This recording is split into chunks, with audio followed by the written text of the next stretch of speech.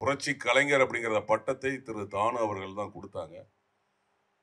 Captain அப்படிங்கிற பட்டத்தை செந்தூர பூவே படத்துல அவர் ஒரு கேரக்டர்ல கேப்டன்கிற கேரக்டர்ல நடிச்சிருப்பார். அதன் பிறகு எல்லாருமே வந்து கேப்டன் கிளம்பிட்டாரா, ஷூட்டிங் வந்துட்டாரா, மேக்கப் போட்டாரா, வீட்டில இருந்து கிளம்பிட்டாரா, ஷூட்டிங் ஸ்பாட் வந்துட்டாரா, கேப்டன் கேப்டன் திரையுலகம் மட்டும்தான் கேப்டன் அழைச்சிட்டு இருந்தாங்க செந்தூர பூவே படத்துக்கு. அப்புறம் அவருடைய 100வது படம் கேப்டன் பிரபாகரன் 92ல 92ல கேப்டன் பிரபாகரன் வந்ததுக்கு பிறகு தமிழ்நாட்டில் இருக்கிற அனைத்து மக்களுமே அவரை வந்து அன்பாக கேப்டன் கேப்டன் அப்படின்னு அழைச்சாங்க. இன்றைக்கு அவர் ஆட்சியிலையும் கிடையாது, அதிகாரத்திலையும் கிடையாது. ஆனால் ஆட்சியில் இருந்தவங்க இல்லாதவங்களை விட அதிகமான கூட்டம் டிசம்பர் 28, 29ல கண்கூட நான் பார்த்தேன். கூடயே தான் நான் இருந்தேன். 2 நாளா சாப்பிடல, 2 நாளா தூங்கல. எங்கிருந்து தான் அந்த கூட்டம் வந்தது தெரியல. அறிஞர் அண்ணா அவர்கள் ஆட்சியில இருக்கும்போது, முதலமைச்சராக இருக்கும்போது மறைந்தார். 1967 அவர் ஆட்சிக்கு வந்தார். பிப்ரவரி 10ஆம் தேதி 1969 அவர் மறைந்தார். மறையும் போது அவர் முதலமைச்சர். புரட்சி தலைவர் எம்ஜிஆர் அவர்கள் டிசம்பர் 24, 1987 மறைந்தார். மறையும் போது அவர் முதலமைச்சர். அம்மையார் ஜெயலலிதா அவர்கள் டிசம்பர் 5ஆம் தேதி 2016 மறைந்தார். மறையும் போது அவர் முதலமைச்சர். டாக்டர் கலைஞர் அவர்கள் மறைந்தார். ஆனா அதுக்கு முன்னாடி 4 தடவை முதலமைச்சராக இருந்தார். அவங்கெல்லாம் ஆட்சியில அதிகாரத்தில் இருந்து அந்த கூட்டம் வந்தது. ஆனால் எந்த ஆட்சியிலும் அதிகாரத்திலும் இல்லாமலே அவங்களை விட அதிகமான கூட்டம் டிசம்பர் 28, 29 வந்தது. அதற்கு காரணம் நிறைய சொல்லலாம். அதுக்கு காரணம் அவருடைய மனித நேயத்தை சொல்லதா, இல்ல அவருடைய கொடை தன்மையை சொல்றதா, இல்ல அவருடைய கோபத்தை சொல்றதா. கோபம்னா அந்த கோபத்துக்கு பின்னாடி ஒரு நியாயம் இருக்கும். கேப்டன் கோபப்பட்டார்னா சும்மா அனாவசியமா எல்லாத்துக்குமே கோபப்பட மாட்டார். கோபத்துக்கு பின்னாடி ஒரு நியாயம் இருக்கும். பிப்ரவரி 1ஆம் தேதி 2016 நினைக்கிறேன், 2017 சட்டசபையில அந்த அம்மா இருக்கும்போதே ஆப்போசிட்ல ஒரு அமைச்சர் வந்து பேசும்போது தலைவர் எந்திரிச்சு கையை நீட்டி நாக்க திருத்தினார். ஆனா ஒரு பக்கம் மட்டும்தான் அதை டிவியில ஒளிபரப்புனாங்க, இன்னொரு பக்கம் ஒளிபரப்பல.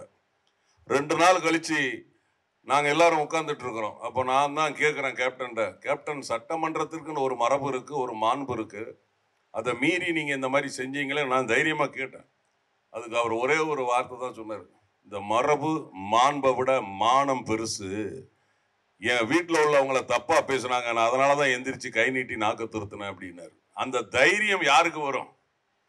புரட்சி தலைவி அம்மாவுக்கு முன்னாடி எல்லாரும் கை கட்டி 3 அடி குனிஞ்சு நின்று இருப்பாங்க. முதலாக ஒரு ஆண்மகனை அவங்க அன்னைக்கு தான் பார்த்திருப்பாங்க. அந்த தைரியம் அவர்கிட்ட இருந்துச்சு. அந்த தைரியத்தை பத்தி சொல்றதா, இல்ல நட்பு பத்தி சொல்றதா, இல்ல அடுத்தவங்களை குறையே சொல்ல மாட்டார். அது அவருடைய பெரிய குவாலிட்டி அவர்கிட்ட. அதுக்கு உதாரணம் திரு நடிகர் வடிவேலு சார் அவர்கள் கேப்டனை பத்தி என்னெல்லாமோ பேசினாரு. ஆனா எங்கேயாவது ஒரு இடத்துல அவர் வந்து அவரை தரக்குறைவா பேசினது உண்டா? கிடையாது. அதே போல நாங்க யாரையாவது பத்தி பேசணும்னா, அவர் இல்லாதப்ப பேசணும்னா நிப்பாட்டும்பாரு. அவர் இருக்கும்போது பேசு, ஆள் இல்லாத போது பேசாத அப்படிம்பாரு. சோ இந்த மாதிரி ஒரு குவாலிட்டியான ஒரு தலைவர், ஒரு நடிகரை நான் இதுவரைக்கும் பார்த்தது கிடையாது. அவர் கூட நான் பயணம் பண்ணது மிக எனக்கு வந்து பெருமையாக நான் கருதுகிறேன், கர்வமாக கருதுகிறேன். ஏன்னா நான் வந்துட்டு 2002 அவருடைய படத்துல நான் நடிக்க ஆரம்பிச்சேன். ரமணா படத்துல கிட்டத்தட்ட அவர் கூட ஒரு டிராவல் வந்து 2017 வரைக்கும் நான் டிராவல் பண்ணேன். ரொம்ப நெருக்கமாக நான் அவர் கூட டிராவல் பண்ணேன். பிரச்சாரம் போகும்போதெல்லாம் எங்களெல்லாம் கூட கூட்டு போவார் வண்டியில. பெரிய ஆளு சின்ன ஆளு அப்படிலாம் அவர் பார்க்க மாட்டார். எல்லாருக்கும் ஒரே மாதிரி மரியாதை கொடுப்பார். நம்ம சொல்ற கருத்து சரியா இருந்தா அதையும் எடுத்துக்குவார். அதுக்கு ஒரு சின்ன உதாரணம் சொல்றேன். கடையநல்லூர் அப்படின்னு திருநெல்வேலி பக்கம் ஒரு ஊரு. அங்க பிரச்சாரத்துக்கு நான் தலைவரோட வாகனத்துல போறேன். அங்க வந்துட்டு இஸ்லாமிய சகோதரர்கள் வந்து அதிகம் உள்ள ஏரியா அது. அப்போ வந்துட்டு தலைவர், நான் கூட வந்து அவருடைய பிஏ பாசாரதி, அப்புறம் ஒரு இந்த விருகம்பாக்கம் எக்ஸ்எம்எல்ஏ பாசாரதி, ஒரு 5 பேர் தான் வேன்ல போய்கிட்டு இருக்கோம். அப்போ நான் சொல்றேன் தலைவர்கிட்ட, கேப்டன் இங்க இஸ்லாமிய சகோதரர்கள் சகோதரிகள் ஜாஸ்தி, இங்கே வந்து நீங்கள் ஐயா அப்துல் கலாமை பற்றி பேசினா நல்லா இருக்கும் அப்படின்னு சொல்லி நான் சொல்கிறேன். 2014 பிஜேபி கூட்டணி பார்லிமெண்ட் எலெக்ஷனில் அப்போ நான் சொன்னேன், ஐயா அப்துல் கலாம் அவர்கள் ஒரு நிகழ்ச்சிக்கு போனாராம். அந்த நிகழ்ச்சியில் மெழுகுவத்தியை கொடுத்து குத்துவிளக்கு ஏற்ற சொன்னாங்களாம். அப்போ ஐயா சொன்னாராம், குத்துவிளக்கு ஏற்றி முடிச்சுட்டு, நான் பிறப்பால் இஸ்லாமிய சமுதாயத்தை சார்ந்தவன், கையில் கொடுத்த மெழுகுவத்தியோ கிறிஸ்துவின் அடையாளம், ஏத்த சொன்ன குத்து விளக்கோ இந்துக்களின் அடையாளம், இதுதான் இந்தியா. இதை நான் சொன்ன உடனே அவர் மைண்ட்ல வச்சுக்கிட்டார். கேப்டன் வந்து எப்படின்னா பக்கம் பக்கமா டயலாக்னா படிக்க மாட்டார், ஒரு வாட்டி காதுல கேட்டாலே போதும். அந்த கடையநல்லூர் ஒரு பகுதி வந்தோடனே எல்லா விஷயங்களும் பேசிட்டு இந்த விஷயத்தையும் பேசினார். பேசி முடிச்சுட்டு அங்கிருந்து கிளம்பி இறங்கின உடனே கரெக்டா பேசுனா அப்படின்னாரு. ஸோ இந்த மாதிரிலாம் நம்ம வந்து ஒரு தலைவனை, ஒரு மனிதனை, ஒரு நடிகரை நம்ம பார்த்ததே கிடையாது என்னுடைய வாழ்க்கையில். சினிமா வந்து நான் 36 வருஷம் ஆகுது. இந்த மாதிரி ஒரு மனிதனை நான் பார்த்ததே கிடையாது. அதாவது ஒரு நல்ல டாக்டர் ஆயிடலாம், ஒரு நல்ல வக்கீல் ஆயிடலாம், ஒரு நல்ல ஐஏஎஸ் ஆஃபீஸர் ஆயிடலாம், ஒரு ஐபிஎஸ் ஆஃபீஸர் ஆயிடலாம், நல்ல வாத்தியார் ஆயிடலாம், நல்ல நடிகர் ஆயிடலாம், என்ன வேணாலும் ஆயிடலாம். ஆனால் நல்ல மனிதனாக ஆகிறது ரொம்ப கஷ்டம். யாருமே அவரை குறை சொன்னதே கிடையாது. அரசியல்ல வந்து வேணா பேசியிருப்பாங்க, ஏன்னா நான் நிறைய பேசுறேன், தப்பா நினைச்சுக்காதீங்க. பட்டிமன்ற திரு லியோனி அவர்கள், நான் கூட போயிருக்கிறேன், பிரச்சாரத்துக்கு போனேன். கடலூர்ல குள்ளஞ்சாவடின்னு ஒரு ஏரியா, நாங்கெல்லாம் கேப்டன் கூட பிரச்சார வண்டியில் இருக்கிறோம். அவர் வந்துட்டு அவருக்கு வந்து 6 மணி டைமு, 6:50க்கு கேப்டனுக்கு பிரச்சாரத்துக்கு டைமு. நாங்கள் கரெக்டாக 6:45க்கு அங்கே போயிட்டோம். 6:50 முடிஞ்சும் பேசிக்கிட்டு இருக்காரு திரு லியோனி அவர்கள். அப்போ கேப்டன் வந்து என்ன சொல்றாருன்னா, ஒரு பேச்சை நிப்பாட்ட வேண்டாம், அப்படியே கண்டினியூ பண்ண சொல்லுங்க. ஆனா அவர் யாரை பத்தி பேசுறாருன்னா கேப்டனை பத்தி தான் தப்பு தப்பா பேசிட்டு இருக்காரு. ஆனா சொல்றாரு, ஏப்பா அவர் பேசட்டும், ஃப்ளோல போய்கிட்டு இருக்காரு, அப்படியே போட்டோம், நிப்பாட்டாதீங்க அப்படின்னாரு. ஆனா அதுக்கு அப்புறம் ஒரு 15 நிமிஷம் 20 நிமிஷம் அவர் பேசினார். லியோனி அவர்கள் பேசிட்டு கிளம்பும் போது கேப்டன் உள்ள வர்றாரு, 2 பேரும் வணக்கம் போட்டாங்க. அதே லியோனி அவர்கள் கேப்டனுடைய அந்த 28ஆம் தேதி சாயந்தரம் உடனே வந்துட்டார். இதுதான் மனித மாண்பு. அதாவது எதிரிகளா இருந்தாலும் வந்து அவர் எதிரியா நினைக்க மாட்டார். இந்த மாதிரி பல குவாலிட்டி அவர்கிட்ட இருந்துச்சு. நான் கூட வந்து இன்னைக்கு ஒரு இடத்துல திட்டிட்டு வந்தேன், என்ன நடிகர் சங்கம் புடிங்கிட்டா இருக்கு அப்படின்னு. உண்மை அது. நடிகர் சங்கத்துக்கு ஒரு முகவரி கொடுத்தது புரட்சி கலைஞர் கேப்டன் அவர்கள். இந்த நடிகர் சங்கத்தை காப்ப நான் 8 மாசத்துக்கு முன்னாடி நான் அதை சொன்னேன். நான் அந்த இடத்தை வந்து மீட்டு கொடுத்தது கேப்டன். கடனை அடைச்சி வைப்பு நிதி பேங்க் பேலன்ஸை வச்சுட்டு வந்தார் கேப்டன். ஆனா நடிகர் சங்கம் அவருக்கு ஒரு சரியான மரியாதையை செலுத்தல. ஒரு 100 பேர் ஒரு ஆர்கனைஸ் பண்ணி, ஃபைட்டர்ஸ் அசோசியேஷன்ல இருந்து வர்றாங்க, நான் அடுத்த நாள் பாக்குறேங்க, ஒரு 200 பேர் வர்றாங்க. மாஸ்டர், எல்லா மாஸ்டரும் கூட வர்றாங்க. ராகி ராகேஷ் மாஸ்டர்ல இருந்து சுப்ராயன், பழைய சுப்ராயன் மாஸ்டர்ல இருந்து எல்லாருமே வர்றாங்க. அண்ணன் மணிமாறன் கூட அன்னைக்கு வந்தாங்க. அவங்க ஒரு ஆர்கனைசரா போலீஸ்காரங்கிட்ட சண்டை போட்டு உள்ள வந்து அவங்க மரியாதை செலுத்துறாங்க. நீங்க அமெரிக்காவில் இருங்க, ஆப்பிரிக்காவில் இருங்க, சந்திர மண்டலத்தில் இருங்க, எங்க வேணாலும் இருங்க. அங்கிருந்து ஒரு ஆர்கனைஸ் பண்ணி ஒரு 50-100 நடிகர்களை ஒரு ஓப்பன் வேன்ல வர வச்சு முன்னாடி ஒரு பிளக்ஸை வச்சு தண்ணீர் நடிகர் சங்கம் சொல்லி அவருக்கு ஒரு மலரஞ்சலி வச்சிருக்கணுமா வேண்டாமா? இன்னைக்கு 19ஆம் தேதி நான் அதை பண்ண போறேன், இதை பண்ண போறேன்னு சொல்லிட்டு இருக்கிறீங்க. 10 நாள் 13 நாள் கழிச்சு வந்துட்டு நீங்க ஒரே என்ன அஞ்சலி வந்து பாட்டு மூலமா அஞ்சலி, டான்ஸ் மூலமா அஞ்சலி, அழுக மூலமா அஞ்சலி. யாருகிட்ட நடிக்கிறீங்க? கேப்டன் வந்து சினிமாவில் மட்டும்தான் நடிச்சாரு, வாழ்க்கையில நடிச்சதே கிடையாது. நீங்களாம் வாழ்க்கையில நடிச்சுக்கிட்டு இருக்கிறீங்க. நான் சினிமாவில் தான் இருக்கேன், ஆனா நான் சரியா பேசுவேன், வெட்டு 1 துண்டு 2 பேசுவேன், உண்மைன்னா உண்மை. எங்களை அப்படிதான் சொல்லி வளர்த்திருக்காரு கேப்டன். சும்மா எல்லாரும் மாதிரி வந்துட்டு தெரியும், எங்களுக்கும் தெரியும் யார் உண்மையா இருக்கா, யார் நடிச்சுட்டு போறாங்கன்னு எங்களுக்கும் தெரியும். அதனால அந்த நடிகர் சங்கம் சரியான ஒரு மரியாதையை செலுத்தல. இப்ப 19ஆம் தேதி சொல்றாங்க, 19ஆம் தேதி. அதுல வந்து நேற்று ஒரு 2 நாளைக்கு முன்னாடி திரு விஷால் சார் வரும்போது சொல்றாங்க, நடிகர் சங்கத்துக்கு கேப்டன் பேரை வைக்கணும் அப்படின்னு. அது எம்ஜிஆர் பேர் வைக்கணும், கேப்டன் பேர் அப்படியே சொல்லி மழுப்புறாரு. ஏங்க, இன்னைக்கு அந்த இடம் பேங்க்ல ஜப்தியா இருக்கும் கேப்டன் இல்லைன்னா. அப்ப நீங்க அதுல மெயின் பில்டிங் கேப்டன் பேர் தாங்க வைக்கணும், அதாங்க முறை. நீங்க 3000 உறுப்பினர்கள் கேட்டா கூட எல்லாரும் அதுதான் சொல்லுவாங்க. ஐயா NSK கிருஷ்ணன் அது 16 கிரவுண்டோ 18 கிரவுண்டோ வாங்கி கொடுத்தாரு அந்த இடத்த. ஐயா புரட்சி தலைவர் எம்ஜிஆர், நடிகர் திலகம் சிவாஜி ஐயா, ஜெமினி கணேசன் ஐயா, SSR ஐயா எல்லாரும் சேர்ந்து அந்த இடத்துல ஒரு கட்டடத்தை கட்டினாங்க, ஒரு சங்கத்தை உருவாக்குனாங்க. ஒரு கட்டுக்கோப்பா போயிட்டு இருந்தது. மேஜர் சுந்தரராஜன் சாருக்கு அப்புறமா அதுல வந்து கடன் வந்துச்சு. அந்த கடனை 2000 கேப்டன் வந்ததுக்கு அப்புறம் 250 உச்ச நட்சத்திரங்களை கூட்டு போய் கலை நிகழ்ச்சி நடத்தி சிங்கப்பூர், மலேசியா, துபாய், லண்டன் போய் 4 கண்ட்ரில கலை நிகழ்ச்சி நடத்தி அத்தனை கடனையும் அடைச்சு பேங்க்ல பேலன்ஸ் வச்சுட்டு வந்தார். அப்ப அவர் பேரை வைக்கிறதுக்கு உங்களுக்கு என்ன வலிக்குது? எங்க வலிக்குது உங்களுக்கு? ஒரு சின்ன வருத்தம் தான். நடிகர் சங்கம் சரியான மரியாதை செலுத்தல அவருக்கு. அதை செலுத்திருக்கணும். கேப்டனை பத்தி நிறைய சொல்லணும். நான் வந்து கடந்த அக்டோபர் 2ஆம் தேதி நான் வந்து தலைவரை சந்திச்சேன். கடைசியா நான் வந்து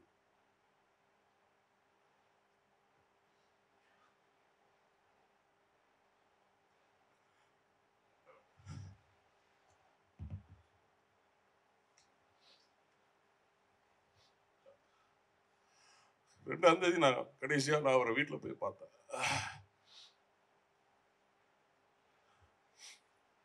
என் பையன் வந்து MD ஜாயின் பண்றான் கோயம்புத்தூர் கவர்மெண்ட் காலேஜ்ல. MBBS ஜாயின் பண்ண ரஷ்யால போய் படிச்சான். அவனை முதல்ல நான் வந்து அவன் போகும்போது சொன்னான், நான் கேப்டன்ட்ட போய் ஆசீர்வாதம், யார்கிட்டையும் நான் ஆசீர்வாங்க வேண்டாம், கேப்டன்ட்ட மட்டும் போதும் நான் வாங்கணும், நான் கேப்டனை போய் பார்க்கணும் அப்படின்னா நான் கூப்பிட்டு போனேன். 7 வருஷத்துக்கு முன்னாடி. கேப்டன் சொன்னார், நீ எங்க வேணாலும் போய் படி, ஆனா உன்னுடைய சேவை தமிழ்நாட்டில் இருக்கணும். முக்கியமா ஏழை எளிய மக்கள் வந்தா பணம் இல்லாம வந்தா இலவசமா மருத்துவம் பண்ணணும் அப்படின்னாரு. இப்ப அவனுக்கு MD சீட், MBBS முடிச்சு MD சீட்டு கிடைச்சது. அக்டோபர்ல 3ஆம் தேதி அவன் ஜாயின் பண்ணணும். நான் 2ஆம் தேதி தலைவரை போய் பார்த்தேன். அப்ப தலைவர் என் பையன் தலையில கையை வச்சு ஆசீர்வாதம் பண்ணி ஒரு 13,000 ரூபாய்க்கு செண்டு கொடுத்தாரு. அன்னைக்கு தான் நான் தலைவரை கடைசியா பார்த்தது. அப்படிப்பட்ட தலைவர் அவர். ஏன்னா நிறைய விஷயங்கள் அவரை பத்தி சொல்லலாம். சுனாமி வரும்போது அவர் தான் வந்து கொடுத்தாரு. கார்கில் போர் வரும்போதும் அவர் தான் முதல் நிதியா கொடுத்தாரு. எந்த நடிகருமே கொடுக்கல. இந்தியாவில் முதலாக 1 கோடி ரூபாய் கார்கில் நிதி கொடுத்தாரு. அதுக்கப்புறம் தான் ஆந்திராவில் கொடுத்தானுங்க, இந்தியில கொடுத்தானுங்க. ஆனா தமிழ்நாட்டில் முதலாக கொடுத்தது அவர் தான். அதனால அந்த வருஷம் அவருக்கு டாக்ஸ் ஃப்ரீ கொடுத்தாங்க, இன்கம் டாக்ஸ் ஃப்ரீ கொடுத்தாங்க. அதை பத்தி சொல்றதா? சென்னையில வெள்ளம் வந்தா வேட்டியை மடிச்சு கட்டிட்டு சாதாரண சப்பல் போட்டு போவார். உங்களை மாதிரி பூட்டு கோட்டு எல்லாம் போட்டு போக மாட்டார். அதை பத்தி சொல்றதா? இல்ல எந்த மாநிலத்துல இயற்கை சீற்றம் வந்தாலும் முதலா வந்து நிப்பாரு. அதை பத்தி சொல்றதா? இலங்கை தமிழர்களுக்கு முதலாக குரல் கொடுத்த ஒரே தலைவர் புரட்சி கலைஞர், ஒரே நடிகர். 1983 இலங்கை தமிழர்களுக்காக குரல் கொடுத்தார். 2008 திரு மேதகு மாவீரன் பிரபாகரன் அவர்கள் தலைவருக்கு நேரடியாக ஒரு கடிதம் எழுதினார். அப்படிப்பட்ட தலைவருங்க அவரு. அவர் பையனுக்கு பிரபாகரன் பேர் வச்சிருக்காரு. யாரு வப்பா? படத்துக்கு கேப்டன் பிரபாகரன் பேர் வச்சு அந்த படத்தை தைரியமா ரிலீஸ் பண்ணாரு அந்த நேரத்துல. இன்னைக்கு வந்து பேசுறீங்களே நீங்க, ஒவ்வொருத்தரும் நான் அன்னதானம் போடுறேன், எங்க ஆபீஸ்ல நாங்க சாப்பாடு போடுறேன்னு ஒவ்வொரு நடிகரும் சொல்லிட்டு போறீங்களே. அப்ப இது வரைக்கும் நீங்க சரியான, அவர் சொல்லிட்டு திரு அருண் விஜய் வந்து சொல்லிட்டு போறாரு, இனிமே நாங்க எல்லாத்துக்கும் சரியான சாப்பாடு, கரெக்டான சாப்பாடு, மேல இருந்து கீழே வரைக்கும் ஒரே மாதிரி கொடுப்போம். அப்ப இதுக்கு முன்னாடி அப்படி கொடுக்கலையா நீங்க? இன்னொருத்தர் டிவி நடிகர் புகழ் வந்து சொல்லிட்டு போறாரு, நான் வந்து அலுவலகத்துல நான் கொடுக்க போறேன், உங்களை கேப்டன் மாதிரி நீங்க கண்டினியூஸா கொடுங்க பார்ப்போம். நீங்க இன்னைக்கு கேப்டன் வந்து கிட்டத்தட்ட 460 பேரை அறிமுகப்படுத்திருக்காரு சினிமாவில். நாங்க ஒரு நாள் உட்கார்ந்து லிஸ்ட் போட்டோம். 53 டைரக்டர் அறிமுகப்படுத்திருக்கிறாரு. கேமராமேன், ஃபைட்டர்ஸ், ஸ்டண்ட் மாஸ்டர், நடிகர்கள் எத்தனையோ பேர் அறிமுகப்படுத்திருக்காரு. இன்னைக்கு சரத் சார் எல்லாம் கேப்டன் இல்ல, நிறைய சொல்லிட்டு போலாம். நானும் கேப்டன் மூலமா தான் அறிமுகமான. 2002 ரமணா திரைப்படம் இன்றைக்கு தமிழ், தெலுங்கு, மலையாளம், கன்னடம், இந்தி ஆகிய 5 மொழிகளிலும் 237 படம் பண்ணியிருக்கிறேன். 44 சீரியல் நடிச்சிருக்கிறேன், 16 விளம்பர படம் நடிச்சிருக்கேன். அதுக்கு காரணம் எங்களுடைய கேப்டன் தான். அந்த நன்றி உணர்வோட நாங்க இருக்கிறோம். நிறைய சொல்லிட்டு போலாம் கேப்டனை பத்தி. அதாவது அந்த 2 மணிக்கு நாங்க அங்க இருந்து கிளம்பி வர்றோங்க. அந்த மேம்பாலத்திலிருந்து ஒரு வயசான அம்மா, பூ வைக்கிற அம்மா, அவங்க பூ வைக்கிறதுக்காக வச்சிருந்த அந்த பூவை மூடையோட கொட்டுறாங்க. அவங்க அன்னைக்கு வித்துட்டு போனாதான் அவங்களுக்கு சாப்பாடு. ஆனா அந்த பூ அப்படியே கேப்டன் வர்ற வண்டியில கொட்டுறாங்க.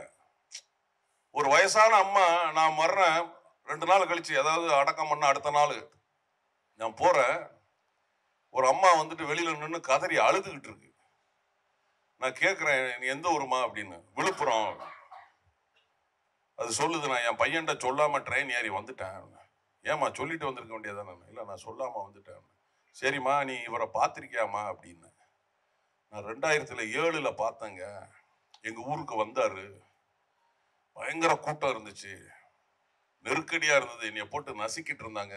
இவர் கார்ல வந்தவர் காரை நிப்பாட்டிட்டாரு. அந்த கண்ணாடியை இறக்கிட்டு அந்த கூட்டத்துல என்னைய பார்த்தாருங்க. காரை விட்டு இறங்கி வந்துட்டு கூட்டத்தெல்லாம் தள்ளிட்டு என்னை தனியா கூப்பிட்டு போய், இப்படிலாம் கூட்டத்துல வரக்கூடாதுமா அப்படின்னு சொல்லிட்டு 500 ரூபாய் கொடுத்துட்டு போனாரு 2000. அப்போ என்னெல்லாம் உதவி செஞ்சிருக்காரு எங்களுக்கே தெரியாது. நாங்க கூட இருக்கிறோங்க, எங்களுக்கே தெரியாது. புரட்சி தலைவர் எம்ஜிஆர்ட்ட ஒரு பத்திரிகையாளர் கேட்டாராம், ஏங்க நீங்க கொடுக்குறீங்க, உங்களை கொடைவள்ளல்னு சொல்றாங்க, ஆனா நீங்க விளம்பரம் எல்லாம் பண்றீங்களா, கொடுத்ததை விளம்பரப்படுத்திட்டு இருக்கீங்களான்னு ஒரு பத்திரிகை நண்பர் கேட்டிருக்காரு. இப்போ உள்ள பத்திரிகை நண்பர் மாதிரி கிடையாது. இப்போ இருக்கிற சில ஊடகங்கள் அவங்கள மாதிரி கிடையாது. ஏன்னா ஊடகங்கள்லாம் அப்பெல்லாம் 6 பத்திரிகை இருந்து அப்புறமா 6 சேனல் ஆச்சு, அப்புறம் 66 சேனல் ஆச்சு. இன்னைக்கு தட்டிக்கு விழுந்தா அவங்களுக்கு யூடியூப் சேனல். நம்ம சும்மா விளையாட்டா கிண்டலா சொல்லுவோம், எமயமலைகளுக்கு போனா என்ன சேட்டா டீயா காப்பியான்னு மலையாளத்தாக்காரங்க அங்க வந்துட்டு டீ கடை வச்சிருப்பாங்கன்னு விளையாட்டா சொல்லுவோம். இன்னைக்கு 4க்கு 4 ரூம் வச்சுட்டு, ஒரு கேமரா வச்சுக்கிட்டு, 2 லைட்டை வச்சுக்கிட்டு, யூடியூப் வச்சுக்கிட்டு பொய்ய சொல்லிட்டு உண்மையை பேசுங்க, டிரான்ஸ்பரண்டா இருங்க. சில ஊடகங்கள், சில சோசியல் மீடியா. கேப்டனை என்னெல்லாம் பேசுனீங்க, என்னெல்லாம் சொன்னீங்க?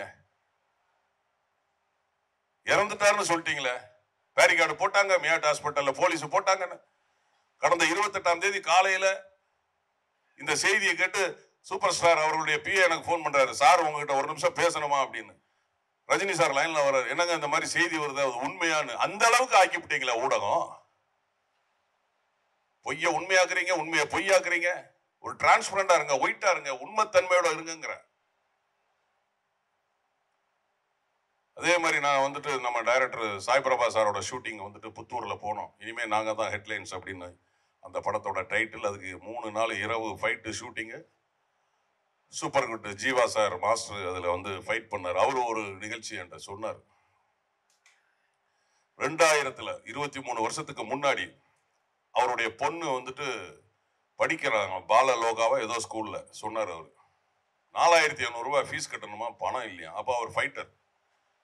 அப்போ கேப்டனுடைய உதவியாளர்கிட்ட போன் பண்ணியிருக்காரு, பூஷன் ஒருத்தர் உண்டு, அவருக்கு போன் பண்ணியிருக்கிறாரு, கேப்டன் எங்க இருக்காருன்னு. அப்போ இவர் சொன்னாரா, என்ன விஷயம், இல்லை பார்க்கணும் அப்படின்னு. அவர் ஏவிஎம்ல கார்டன் தியேட்டர்ல டப்பிங் பேசிட்டு இருக்காரு அப்படின்னா இவர் உடனே போயிட்டாரு. 1 மணிக்கு போறாராம் கேப்டன். அப்போ டப்பிங் பேசிட்டு வெளியில வர்றாரு. மாஸ்டர் வணக்கம் அப்படின்னு. வணக்கம், என்ன விஷயம் அப்படின்னாராம். இல்லை உங்களை தான் பார்க்கணும், முதல்ல போய் சாப்பிடு அப்படின்னாரு. எதிரியா இருந்தாலும் வந்தவங்களை முதல்ல வரவேற்று சாப்பாடு கொடுப்பாரு. நாங்கள் பார்த்துருக்கோம், அவர் சாப்பாடெல்லாம் நாங்கள் நிறைய சாப்பிட்ருக்கோம். அவரே எங்களுக்கு பரிமாறுவார். கரண்டி இல்லைன்னா கையை எடுத்து கையில இருந்து எடுத்து இப்படி வைப்பார். இந்த மாதிரிலாம் இனிமேல் ஒரு ஆளை நம்ம ஜென்மத்திலையும் பார்க்க முடியாது. அப்போ சாப்பிட்டு இவர் ஏற்கனவே வந்து வீட்டில் சண்டை போட்டிருக்காரு அவங்க ஒய்ஃப்கிட்ட. காலையில் சண்டை போட்டுட்டு சாப்பிடாம வந்திருக்காரு. 4500 ரூபாய் இப்போ இல்லாமல் நீ வரக்கூடாது, 5 மணிக்கெல்லாம் ஃபீஸை கட்டணும்னு சொல்லியிருக்காங்க ஸ்கூலில் அப்படின்னு சொல்லி விரட்டி விட்டுருக்காங்க. அப்போ இவர் சாப்பிட்டுட்டு வந்ததுக்கப்புறம், கேப்டனை சாப்பிட்டு வந்ததுக்கப்புறம் என்ன விஷயம் அப்படின்னா, இல்லை இந்த மாதிரி ஸ்கூலுக்கு 4500 ரூபாய் ஃபீஸ் கட்டணும். சரி, எனக்கு இந்த டப்பிங் 3/4 மணி நேரம் அல்லது 1 மணி நேரத்தில் முடிஞ்சிடும், கொஞ்சம் வெளியில் வெயிட் பண்ணுங்க அப்படின்னு சொல்லிட்டு ஒரு டப்பிங் பேசிட்டு வெளியில் வந்து பார்த்துருக்காரு. இவர் ஆளை காணுமா. சரின்னு சொல்லிட்டு இவர் கேப்டன் என்ன பண்ணியிருக்காருன்னா, அவர் உதவியாளர் அங்கே நிற்க வச்சுட்டு இவர் கிளம்பிட்டாங்க. இவர் வந்திருக்காரு, 1 ஹவர் கழிச்சு வந்திருக்காரு. வந்தோடனே கேப்டன் எங்கன்னா, கேப்டன் போயிட்டாருன்னொன்னா இவர் டென்ஷன் ஆகிட்டாராம். பணம் இல்லாமல் போக முடியாது, ஃபீஸ் கட்ட முடியாது, 5 மணிக்கெல்லாம் ஃபீஸ் கட்டணும்.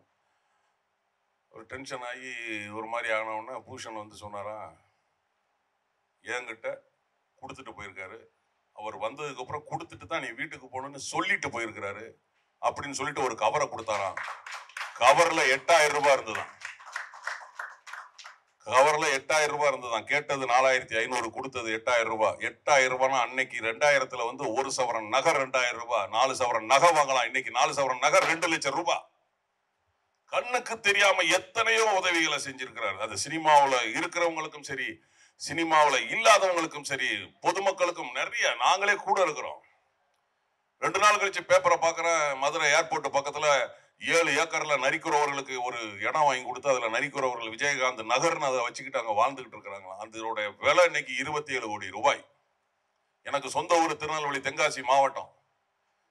எனக்கே தெரியாது. நான் அந்த மாவட்டத்துக்காரன், கேப்டன் கூட 32 வருஷமா பயணம் பண்ணிட்டு இருக்கிறேன், 22 வருஷமா க்ளோஸா பயணம் பண்ணிட்டு இருக்கிறேன். எனக்கே அந்த விஷயம் தெரியாது. அன்னைக்கு பேப்பரை படிச்சு நான் பாக்குறேன், தென்காசியில ஆய்க்குடின்னு ஒரு இடத்துல அமர் சேவா சங்கம்னு ஒரு நிறுவனத்துக்கு 5 ஏக்கர்ல மாற்றுத்திறனாளிகளுக்கு இல்லம் வந்து பண்றதுக்கு 5 ஏக்கர் கொடுத்திருக்காரு. இன்னைக்கு அந்த 5 ஏக்கர் 15 கோடி ரூபாய்.